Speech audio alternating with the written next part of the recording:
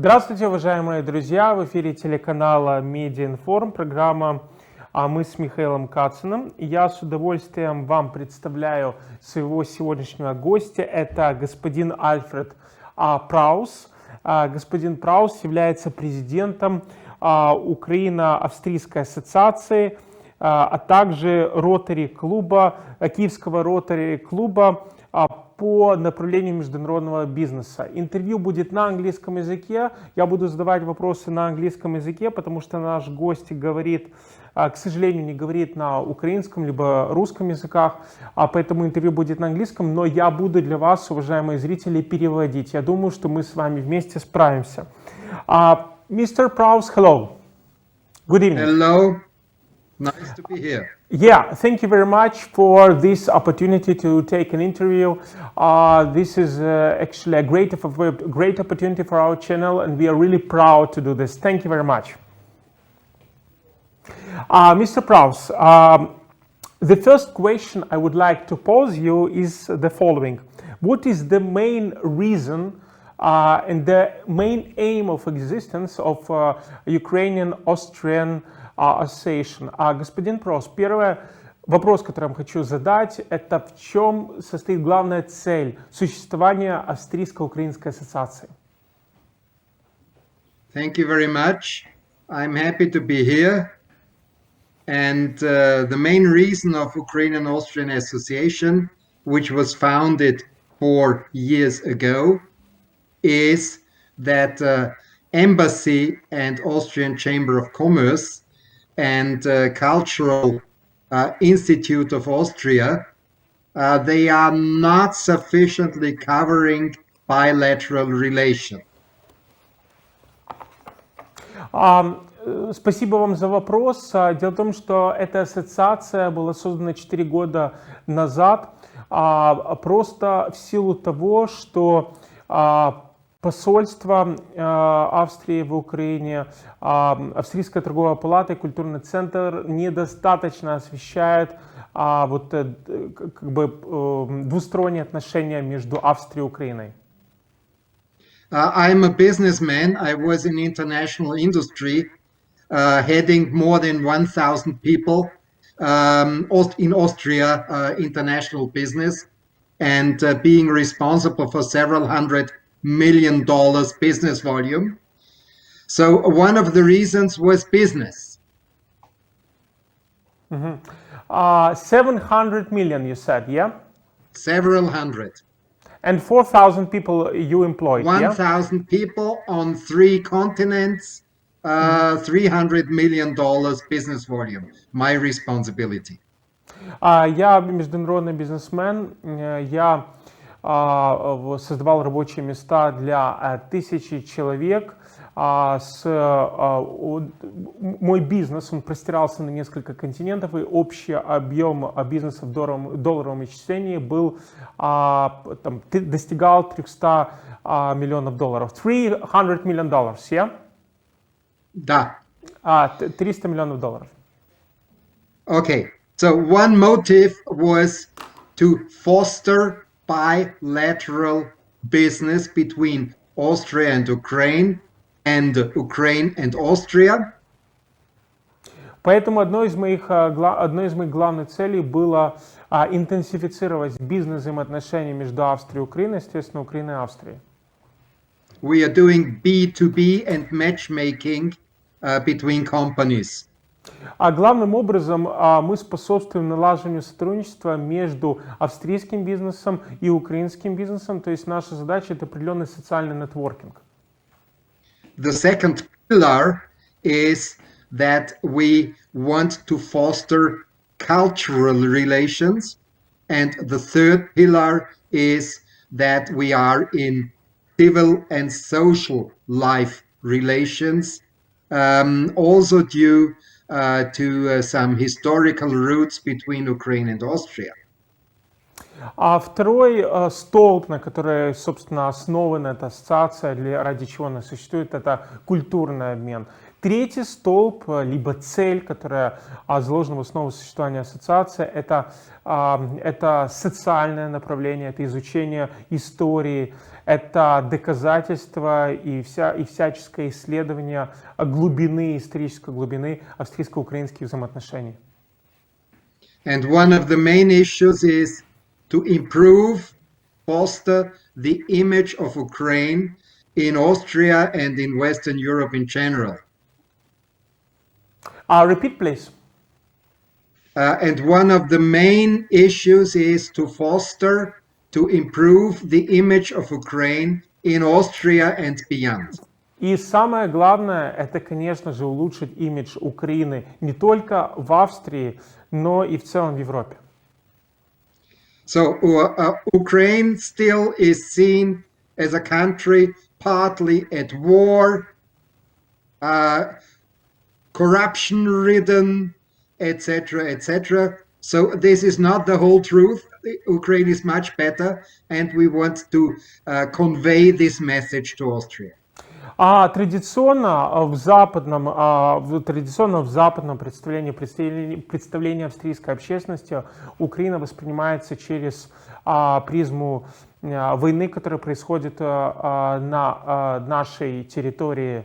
Ну, подразумевается, что с Российской Федерацией. И второе, это, конечно, вопрос коррупции. Но господин Праус хочет своей деятельностью доказать, что это не полная правда, Украина намного лучше, и эту информацию, этот взгляд на Украину важно доносить для не только австрийской общественности, но и в целом европейской. And the whole thing goes beyond Austria, because I'm at the moment a member of the Executive Council, and before, for 2 years, I was General Secretary of the International Council of Business Association and Chambers in Ukraine. International Council of Business Associations and Chambers in Ukraine. So during 4 years you were Secretary General? Several years I was General Secretary, and still I am a member of the Executive Board. And that means this is including Germany, France, Great Britain, USA, Canada, China, Turkey, and of course the Ukrainian Chamber of Commerce. This is an international chamber of commerce, yeah? International Council. International Council of Chambers of Commerce. Of Chambers and Business Associations in Ukraine. Окей, то есть наш уважаемый гость в течение нескольких лет являлся руководителем, сейчас он является одним из исполняющих директоров, можно так сказать, международной ассоциации, которая объединяет в себя различные торговые палаты, коммерческие палаты ряда стран Европы. So, that is the reason, and I want to emphasize that we are a private association which is operating in reconciliation and in good friendship with the embassy and the Austrian Chamber of Commerce. Поэтому я хочу подчеркнуть, что мы являемся частной ассоциацией, которая плотно сотрудничает как с посольством Австрии в Украине, так и с торгово-промышленной палатой Австрии в Украине. Austrian Chamber of Commerce, yeah? Austrian Chamber of Commerce in Ukraine Австрийская and торговая... Austrian Embassy in Ukraine. They are friends of us, but we are a private institution. Еще раз, я хочу подчеркнуть, что мы тесно сотрудничаем с посольством Австрии в Украине и Австрийской торговой палатой, которая представлена тоже в Украине.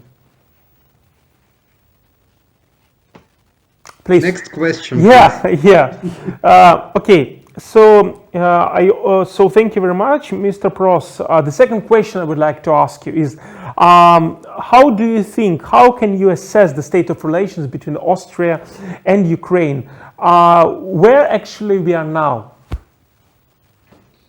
Господин Праус, как вы можете оценить состояние взаимоотношений между Австрией и Украиной на данный момент? As you well know, since you have been in Austria quite a long time, there are strong historical ties between Ukraine and Austria. Как вы знаете, существуют очень плотные исторические узы между Австрией и Украиной. So, the oblasts, the regions of Zakarpattia, Lviv, Ivano-Frankivsk, Chernivtsi, and partly Ternopil have been part of the Austro-Hungarian monarchy even. В определенный исторический момент, в то время, когда существовала Австро-Венгерская империя, отдельные области Украины, этой Львовская, этой области, частично Тернопольской области, Черновцы, Закарпатье, они относились к Австро-Венгерской империи в XIX веке.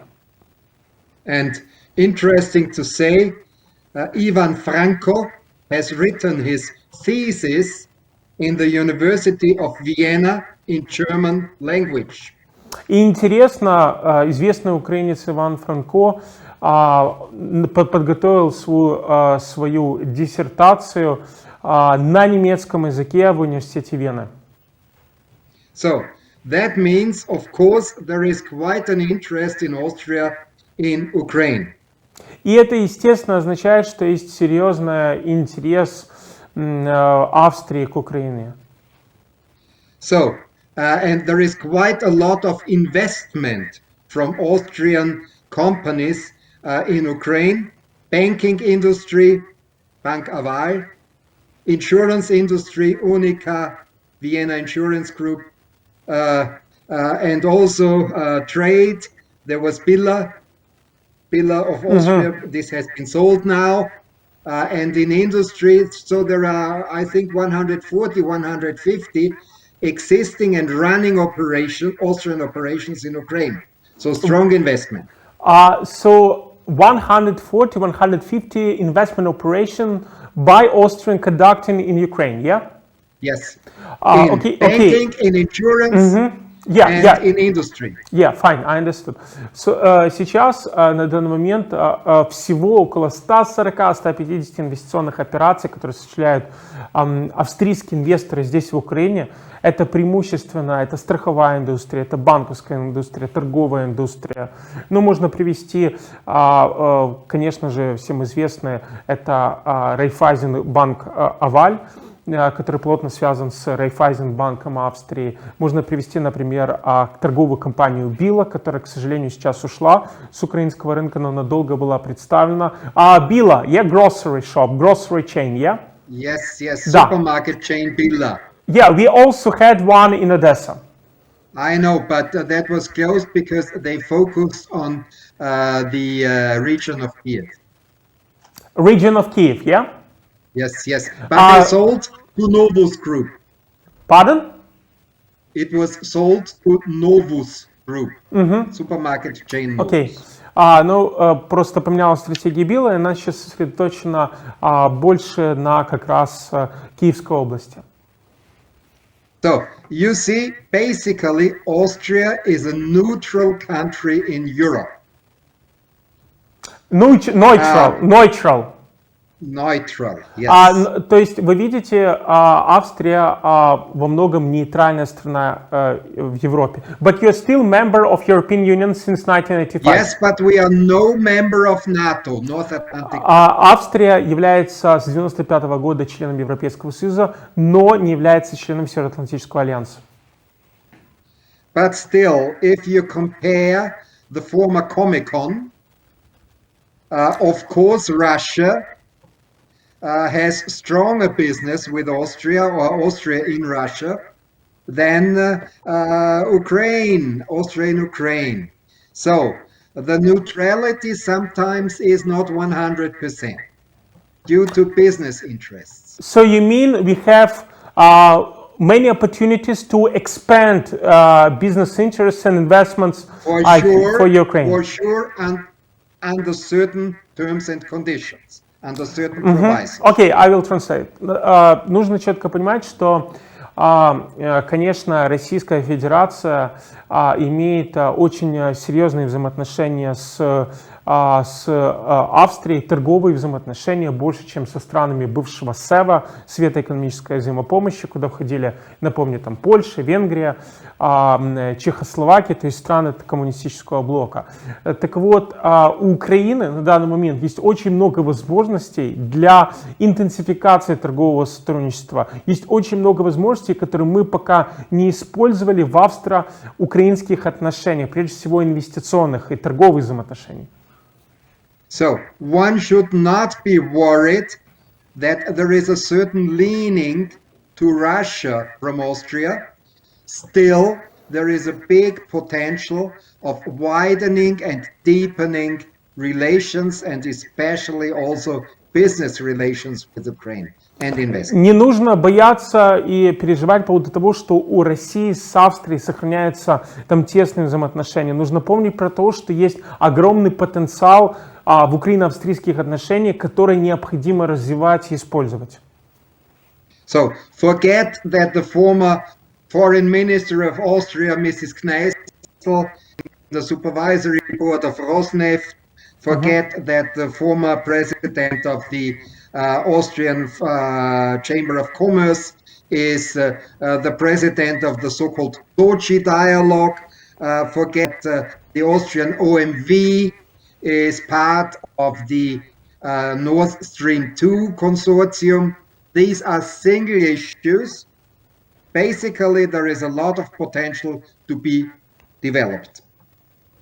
Поэтому забудьте о том, что, в частности, экс-министр иностранных дел Австрии госпожа Карин Кнайсель, она вошла в совет директоров российской компании «Роснефть». Мы об этом с вами говорили в одной из наших предыдущих передач.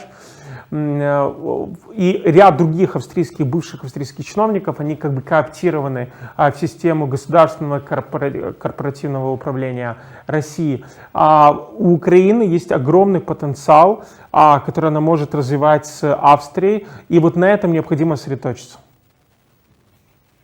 So last sentence in this respect from my side.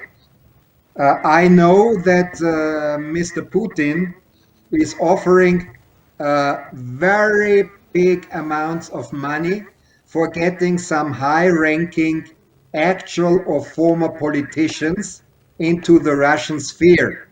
The whole thing is like, what do you earn at present? Do you earn $300,000 a year? You want to earn 1 million? So you may be member of the Rosneft board or supervisory board. This is the way Putin is acting in Austria, in Germany and in other countries. Нужно четко понимать, как Путин действует на территории Европы. Он приглашает бывших чиновников, высокопоставленных европейских чиновников. Просто задает им вопросы, сколько вы получали на своей государственной службе. Они называют какие-то цифры, и Путин им предлагает больше. Yeah, am I right in my translation? You understand what I just said? Yeah? A little bit, yes. So basically Putin a lot offers of potential in all areas, and don't misunderstand some individual and also individual business interests focused on Russia. Ukraine has a lot of potential for Austrian investment and Austrian connections. Поэтому не стоит обращать внимание на какие-то индивидуальные бизнес, там, и политические интересы, которые есть у отдельных чиновников, бывших чиновников австрийских в России. Несмотря на это, у Украины огромный потенциал в развитии взаимоотношений с Австрией. And one of the aims of the Ukrainian-Austrian Association is to make this more known. And as a businessman, I'm also available to assist Ukrainians who want to go to Austria, business-wise, or Austrians who want to come to Ukraine. And this is going beyond the operations of a chamber of commerce. It can goes beyond, yeah? It goes beyond. The chamber is a platform. Okay, fine. So the Ukrainian-Austrian Association is doing B2B, and me as a businessman is doing B2B via the platform Ukrainian-Austrian Association. И я, как бизнесмен, как руководитель Австрийско-Украинской Ассоциации, в том числе помогаю украинскому бизнесу выйти на австрийский рынок и наоборот австрийскому бизнесу выйти на украинский рынок. И, собственно, мы помогаем, как Украина-Австрийская ассоциация, вне рамок и вне платформы торгово-промышленной палаты, хотя с ними мы сотрудничаем. Next question, please. Thank you. Mr. Praus, how can you assess reforms which had been conducted in Ukraine during the last several years? Because for us it's very important because we declared and actually included a special provision in our constitution 2 years ago regarding the possibility of European integration in North Atlantic Treaty Organization. So for us reforms are crucially important. So please just give your assessment, and I also ask you to be slightly succinct because we are running out of time. Thank you. Okay, Пожалуйста, мистер Праус, оцените ход реформ, если можно, реформ в Украине, если можно коротко, потому что у нас заканчивается время. Basically, a lot has happened in Ukraine since the Revolution of Dignitary and also since the Orange Revolution, but by far not enough. Конечно, очень многое произошло позитивного в Украине с момента оранжевой революции, революции достоинства, но пока этого недостаточно. The main thing is that Ukraine, which has a deep and comprehensive free trade agreement and an association agreement with the European Union, that this will not only stay on paper, but that this association will be materializing, and a lot still has to be done to live it and not only to have it on paper. Давайте также осознавать, что необходимо очень многое сделать, чтобы та зона свободной торговли, которая существует сейчас между Украиной и Европейским Союзом, не была только на бумаге, чтобы она реально работала, и для этого нужно предпринимать много усилий. So trade has much increased in the past years. There is visa freedom, and there is a certain perspective in the longer run, certainly not within the next 5 or maybe 10 years, to even join the European Union, maybe after 10-15 years. Я считаю, что да, было очень много сделано Украиной за это время, и реально, если говорить реально, то перспектива присоединиться Украины в Европейский Союз можно оценить в районе 10-15 лет, да, то есть это та дистанция, которую должна пройти Украина, чтобы присоединиться в Европейский Союз. But the mentality and the culture in all areas, from business to culture to civil life, etc., has to change in order to become mature, to live with European Union, Ukraine as a European country. Но при этом нужно четко понять, что за это время вот украинская культура взаимодействия, украинская культура бизнеса должна повзрослеть, чтобы мы соответствовали, чтобы Украина соответствовала стандартам Европейского Союза, и чтобы мы могли присоединиться к Европейскому Союзу. So I just give you one example. Ukraine is a European country, but everybody is thinking in US dollars. Why? Но я вам приведу только один пример. Украина европейское государство, но почему-то все на бытовом уровне рассуждают в системе американских долларов. Почему? And then if you talk about the prospects of Ukraine entering the European Union, of course there is a long list of issues which still have to be performed and have to be regulated.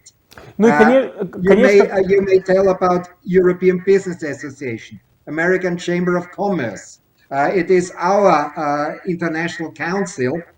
This is rule of law, this is corruption, this is that, this is property rights, etc., etc., etc. This all has to be done, partly under pressure from international institutions, because no money if there is no reforms.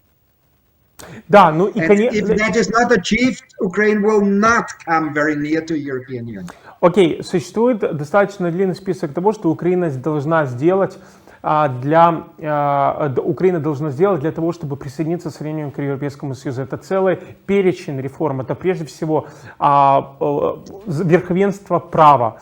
Второе, это, конечно же, это защита прав интеллектуальной собственности. Ряд других реформ — это то, над чем необходимо работать. И, конечно, Запад готов помогать Украине. И здесь помощь Запада, она напрямую связывается с качеством и эффективностью проводимых реформ. So there is a mixed picture with some very positive achievements, but some lacks and even some retrograde steps. If we talk about energy, now Parliament is considering to include an excise tax on alternative energy. The whole problem with the guaranteed buyer, etc., this all has to be solved. But there are many vested interests in Parliament, in politics, etc. So it is it must be the objective of the government, of the president, of the parliament, to unify and to go all together in one direction, and not this and that and this and that and this. Конечно, очень важна консолидация всего парламента, Верховной Рады, депутатов в процессе проведения реформ, особенно в наиболее чувствительных сферах, такая как, например, энергетика. Это очень важно, опять же, потому что сейчас то, что мы видим со стороны как представители Европейского Союза, это то, что, с одной стороны, реформы проводятся, с другой стороны, в определенных отраслях есть, скажем, откат назад. Поэтому за этим нужно следить, и чтобы было единство на пути продвижения реформ. Mr. Praus, I'm very sorry. We have a really lovely, interesting talk, so I would like to ask you in the nearest future to make another program, maybe longer duration, because now we have to, unfortunately, stop our discussion due to the lack of time. I really appreciate, it's very interesting to talk to you, so I kindly ask you to resume our conversation slightly later. Of course, no problem. It has been a real pleasure for me. I'm available, and I send my apologies for sometimes being very direct, but this is a necessity in order to attract maybe additional business from Western Europe in the future. Итак, мистер Праус, я извинился перед мистером Праусом, потому что мы должны сейчас выходить уже из эфира. Мистер Праус извинился за то, что он был немного как бы прямолинеен во время нашего разговора, но это очень важно с позиции привлечения западного бизнеса в Украину, вот вести такой прямой диалог. Спасибо большое, уважаемые телезрители, что были с нами на Медиаинформе. Не переключайтесь. Дякую.